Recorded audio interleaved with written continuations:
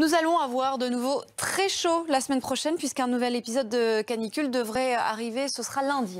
Oui, ça va commencer avec ce week-end des températures qui vont grimper et puis qui vont monter fort encore plus à partir de lundi. Frédéric Decker, bonjour. Vous êtes météorologue à Météo News. Bonjour. C'est pour quand et c'est pour qui ces fortes chaleurs ? Ça va donc commencer lundi brutalement, quasiment partout finalement, puisqu'on dépassera les 35 degrés sur les 2/3 sud, voire les 3/4 sud du pays, avec des pointes à 38, 39, voire 40 déjà dans le sud.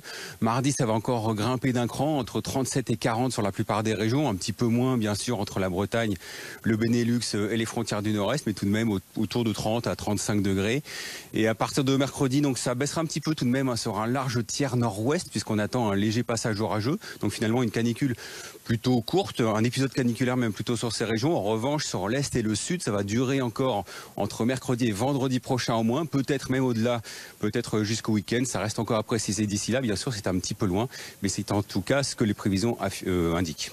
Lors de la dernière canicule à la fin du mois de juin, on avait quand même connu une température de 45,9. C'était un record. Est-ce que ça peut monter jusque-là potentiellement ? A priori, un petit peu moins. On attend, c'est vrai, encore des pics de chaleur intenses, notamment dans le sud. On devrait dépasser les 40 degrés. A priori, jusqu'à 42, 43, voire ponctuellement 44 degrés, mais a priori pas au-delà. Donc on devrait rester un petit cran sous la canicule de la fin juin. Mais tout de même, bien sûr, des valeurs extrêmement élevées, bien sûr. Donc il risque encore d'aggraver la situation, notamment en termes de sécheresse, puisque les sols sont déjà desséchés. Donc des conditions difficiles une bonne partie de la semaine, en particulier donc dans le sud et dans l'est de la France. Alors moi je me souviens quand même, Frédéric Decker, que lors de l'épisode du mois de juin, pratiquement tous les jours on affinait les prévisions et puis on rajoutait 1 ou 2 degrés en se disant finalement c'est encore plus chaud, c'est encore plus chaud, c'est si compliqué que ça de prévoir la chaleur. C'est durable quasiment sur toute la semaine prochaine, sur quasiment tout le pays. C'est vrai que depuis ce matin, en revanche, la chaleur est plutôt revue à la baisse, notamment sur un large quart nord-ouest, jusqu'en région parisienne, jusqu'au centre. C'est tant mieux d'ailleurs, heureusement, même si il fera encore chaud après le pic de mardi, puisque la journée de mardi s'annonce la plus chaude sur la plupart des régions.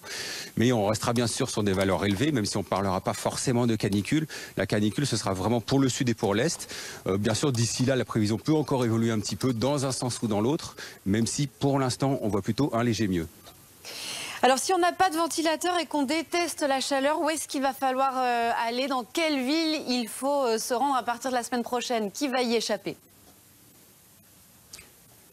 Il faudra plutôt viser la Bretagne, la Normandie ou encore le Nord-Pas-de-Calais, principalement d'ailleurs les zones côtières où la chaleur sera beaucoup moins marquée. En revanche, tout de même avec de l'humidité, donc forcément un ressenti assez lourd, mais des températures qui seront plus respirables. On peut même espérer une petite brise de mer qui rafraîchira un petit peu l'atmosphère.